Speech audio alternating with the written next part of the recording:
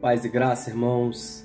Chegamos no 58º livro da Bíblia, livro de número 58. Estamos avançando, estamos próximo aí do fim. Livro de Hebreus.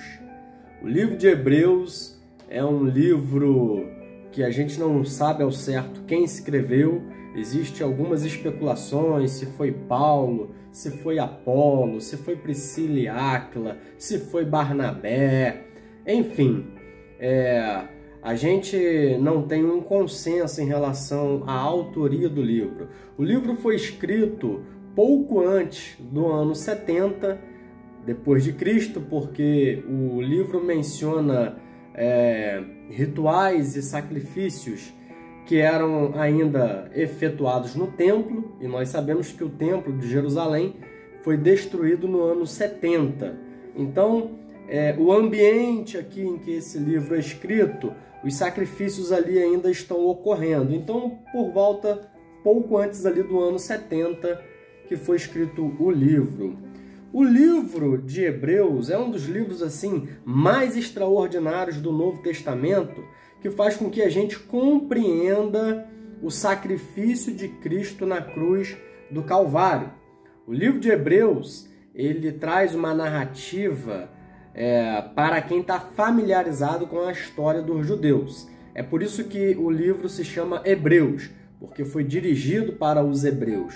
Os acontecimentos históricos aqui do livro mostram que esse público tinha conhecimento da história dos hebreus. E ele começa já esse livro falando a respeito da divindade de Cristo, da eternidade de Cristo e de Cristo como Senhor, Criador de todas as coisas. Ele começa no capítulo 1, versículo 1, dizendo: havendo Deus outrora falado muitas vezes, de muitas maneiras, aos pais pelos profetas, nesses últimos dias nos falou pelo Filho, a quem constituiu herdeiro de todas as coisas, pelo qual também fez o universo. Então, Jesus era aquele que havia trazido a mensagem do Evangelho durante 3 anos e meio, o tempo que ele ficou aqui na Terra. Ele falou das coisas eternas e ele também é o Criador de todas as coisas. Verso 3, ainda do capítulo 1. Ele é o resplendor da glória e a expressão exata do seu ser. Ou seja, a manifestação em carne de Cristo, a manifestação humana de Cristo, a maneira como Cristo se comportou aqui na Terra, essa forma dele agir representa a expressão de Deus. Então Deus, antigamente ele falava só por meio do trovão, por meio dos profetas. Deus, ele não se aproximava do homem. Ele exigia sacrifícios de bois, de carneiros, para apaziguar a ira, para remover por um tempo o pecado, para que ele pudesse então se manifestar. Por isso que antigamente ele se manifestava na sarça ardente, era fogo, era terremoto, era uma coisa assim estrondosa, porque há uma distância entre Deus Criador, entre um Deus Santo, e eu e você, humanos, que somos pecadores. Jesus, ao assumir a forma humana, ele veio para diminuir essa distância. E ele sustenta todas as coisas pela palavra do seu poder. Então, se Deus ele sustenta o universo, que dirá a nossa vida? A nossa vida está nas mãos de Deus. Por isso que Jesus disse que nem só de pão viverá o homem, mas de toda a palavra que sai da boca de Deus. Se Deus ele lançar uma palavra sobre você, você é curado. Se Deus ele lançar uma palavra sobre você, você é restaurado. Se Deus ele lançar uma palavra sobre você, em qualquer aspecto da sua vida, a situação ela é transformada, porque ele tem o poder de trazer a existência, de transformar a situação apenas com a sua voz. Esse é o nosso Deus. Havendo feito a purificação dos pecados, após efetuar a obra de redenção na cruz, ele assentou-se à direita da majestade nas alturas. Assentar-se no trono assentar-se à direita de Deus significa ele concluiu a tarefa e assentou-se. Hoje, Jesus Cristo encontra-se à direita de Deus, assentado no trono, e ele intercede por nós. Ele assentou-se, ou seja, ele concluiu a tarefa da expiação, da redenção. Agora, ele aguarda o momento em que ele há de se levantar do trono para vir buscar a sua igreja. O livro de Hebreus, ele mostra que Jesus ele é superior aos anjos, ele é superior a Moisés, e que ele é o cumprimento de todos os rituais do Antigo Testamento. Jesus, ele é o cumprimento dos sacrifícios. É muito interessante você pegar e ler o livro de Hebreus e, paralelamente, ler o livro de Levíticos, porque no livro de Levíticos ali tem todo o sistema sacrificial, tem toda a maneira como Deus ali ordenou que os sacerdotes trabalhassem. Então Jesus ele é a representação, ele é o cumprimento de todo o ritual de expiação do pecado que Deus havia estabelecido lá na lei de Moisés. Então ele é o cumprimento. E o livro de Hebreus é escrito para incentivar os cristãos a permanecerem na fé, principalmente os judeus que haviam se convertido, para que eles não caíssem na tentação de voltar para a lei mosaica. Então, o livro ele é escrito com essa finalidade, mostrando que Jesus ele é o cumprimento e que Jesus é superior a todas essas coisas e que Jesus hoje é o nosso sumo sacerdote. Jesus é aquele que através de si mesmo ele entrou no Santo dos Santos, rasgando o véu de cima a baixo e se ofereceu uma vez por todas para salvar a humanidade. Antigamente, o sumo sacerdote entrava uma vez ao ano no Santo dos Santos para oferecer o sacrifício pelos pecados do povo. Era o dia da expiação. Então ele precisava estar sempre oferecendo sacrifício, derramando sangue. E Jesus, ele ofereceu uma vez só porque ele é eterno. Então ele pagou um preço eterno, nos oferecendo uma salvação eterna. Não precisa mais de sacrifício lá, derramar sangue de touro, de animais, de ovelhas. Jesus ele derramou o sangue uma vez por todas e se encontra à direita de Deus e intercede por nós. Jesus hoje é o nosso sumo sacerdote. E ele explica tudo isso aqui no decorrer do livro. E ele também fala do perigo da incredulidade, porque muitos que saíram do Egito não chegaram até a terra prometida, porque tentaram a Deus, foram incrédulos. E aí ele faz uma alerta para que a gente não despreze a promessa de Deus. E aí ele fala da fé, a importância da fé, que nós viveremos pela fé. Capítulo 10, versículo 37, ele nos traz um alerta, porque dentre ainda pouco tempo, aquele que vem virá, e não tardará, falando de Jesus. Jesus hoje, ele efetuou toda a obra da redenção, se encontra à direita de Deus, e ele virá. Então, aquele que vem virá, é uma promessa a volta de Jesus. Versículo 38 do capítulo 10. Todavia, o meu justo viverá pela fé, e se retroceder, não se compraz nele a minha alma. Ou seja, Deus está dizendo, aquele que retrocede, aquele que volta atrás, aquele que abandona, a minha alma não tem prazer nele. E isso é uma palavra que sempre me confrontou bastante, porque eu tinha aquela visão, de quando alguém se afasta do Evangelho, Deus ele fica lá do céu com pena, sofrendo. Não, a alma dele não tem prazer. Aí o autor ele continua dizendo aqui, nós, porém, não somos dos que retrocedem para a perdição, somos, entretanto, da fé para a conservação da alma. E aqui no capítulo 11 de Hebreus, é um capítulo muito conhecido, ele começa a descrever o que é a fé. A fé é a certeza daquilo que se espera. A fé é a convicção daquilo que não se vê. E aí ele fala que os antigos, os pais, Abraão, Moisés, Noé, Enoque, eles foram salvos através da fé. Eles creram naquilo que não estavam vendo. Então essa é a convicção que nós também temos.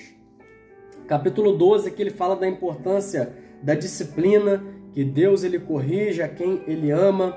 O livro de Hebreus, irmãos, é um livro que faz muitas citações e muitas alusões ao Antigo Testamento. Então são citações de salmos, são citações aqui de profecias do Antigo Testamento. É um livro riquíssimo. E no capítulo 12 ele fala da importância da disciplina, que Deus ele corrige a todos quanto ama. E ele nos dá uma direção para uma vida de santidade. Capítulo 12, verso 12. E versículo 12 ele diz assim: por isso, restabeleceis as mãos decaídas e os joelhos trôpegos, fazei caminho reto para os vossos pés, para que não se extravie o que é manco, antes seja curado. Segui a paz com todos e a santificação, sem a qual ninguém verá o Senhor.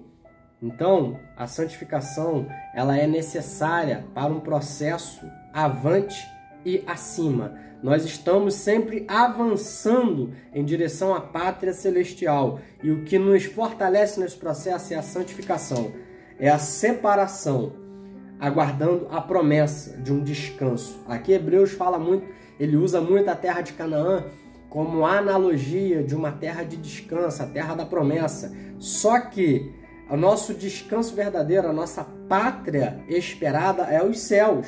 Hebreus 13, versículo 14 diz: na verdade, não temos aqui nesta terra cidade permanente, mas buscamos a que há de vir. Então o cristão que aguarda a promessa da salvação, o cristão que recebeu Cristo como Salvador, que teve os seus pecados perdoados, ele não deve estabelecer fundamentos aqui nesta terra. O coração dele não deve estar apegado a coisas terrenas. Por isso que nós não devemos nos preocupar excessivamente com a política, com as coisas que acontecem na terra, porque nós não somos dessa terra. Nós aguardamos a cidade celestial, é o paraíso, é o nosso destino. Aqui nós estamos de passagem e tudo que está relacionado a esta terra aqui é passageiro. Por isso que nós, que somos da fé, nós nos apegamos não a coisas visíveis, mas a invisível. E a maior promessa de todos é de ser arrebatado, é de ser resgatado para irmos para a nossa morada celestial, para estarmos para sempre com o Senhor. Que Deus ele possa continuar falando no seu coração.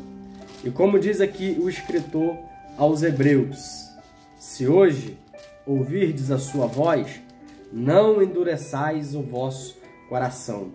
Deus ele chama o seu povo através da igreja. Deus ele instrui o seu povo através da sua palavra. E se ele ainda não voltou, é porque ele está dando tempo para que a gente se arrependa. Alguém disse assim: mas antes, né, Deus ele destruiu lá Sodoma e Gomorra, destruiu o mundo antigo, e a gente vê tantos pecados e Deus parece que está tolerando mais, né?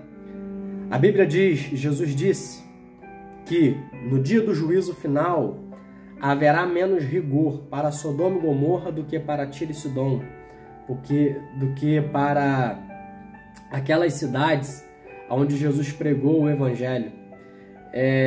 Haverá menos rigor para Nínive do que para aquela geração que estava ouvindo Jesus falar, pregar, estava ignorando a mensagem.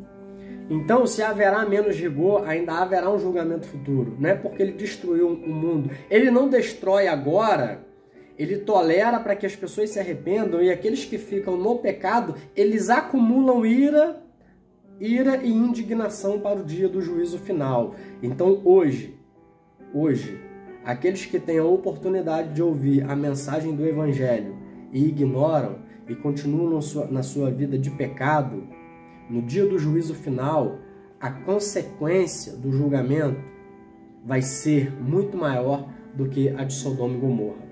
Porque de Sodoma e Gomorra, eles não tiveram tempo para se arrepender. Eles foram vivendo uma vida de pecado e Deus foi e destruiu. Matou eles fisicamente. Mas depois da morte física, ainda vem um julgamento futuro. É por isso que aqui em Hebreus 9, 27, ele diz: E assim como aos homens está ordenado morrerem uma só vez, depois disso vem o juízo. Então a morte física não é o fim. Depois da morte física vem o juízo final. Então quanto mais Deus ele demora a vir, ele mais tempo está dando para se arrepender.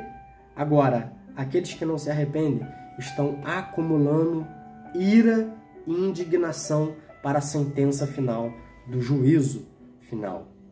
Que nós possamos observar essas coisas, olhar a história dos hebreus como exemplo de como Deus agiu no passado em relação ao seu povo, porque é a mesma maneira como Deus age em relação a nós. Hebreus 10:31 diz: horrível coisa é cair nas mãos do Deus vivo, porque Deus, ele é fogo consumidor. Que a mensagem de Hebreus fale aos nossos corações, porque esse é o nosso Deus. Deus, ele não é um amor. Deus, ele não é um Deus somente de amor, que aceita tudo, que não requer santidade, que não requer transformação e caráter. Esse evangelho que tem sido pregado por aí, vem da maneira que você está, Deus te aceita desse jeito mesmo, né? Então, Deus, segundo o livro de Hebreus, é fogo consumidor. Que nós possamos temer a esse Deus, viver em santidade, sabendo que a nossa pátria não é daqui, que nós aguardamos o nosso Salvador e que Ele possa fortalecer a nossa fé, porque os homens do passado viveram pela fé, foram perseguidos, foram cerrados ao meio, foram lançados em cisternas, foram ridicularizados, foram zombados, não tiveram muitas recompensas nessa terra, porque eles aguardavam a recompensa que está por vir. Que Deus te abençoe e até a próxima.